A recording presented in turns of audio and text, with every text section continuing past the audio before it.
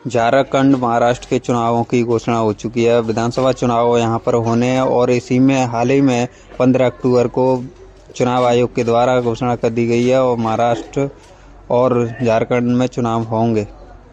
झारखंड महाराष्ट्र के साथ साथ यूपी में 9 सीटों पर उपचुनाव होने हैं और इसी में एक सीट, वैसे तो 10 सीटों पर कयास लगाए जा रहे थे कि चुनाव आयोग के द्वारा घोषणा कर दी जाएगी, लेकिन एक सीट मिल्कापुर की जो कि पेंडिंग में है उस पर अपील जारी की गई थी, जो कि गोरखनाथ के द्वारा बीजेपी के विधायक थे उसके द्वारा उसमें अपील डाली गई थी। वो सीट पेंडिंग में रख दी गई है।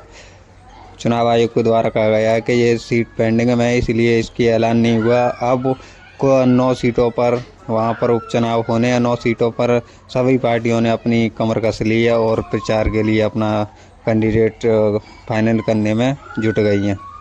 मिल्कापुर सीट की वजह से चुनाव आयोग पर सवाल उठने लगे और समाजवादी पार्टी के अखिलेश यादव ने सवाल उठाए हैं।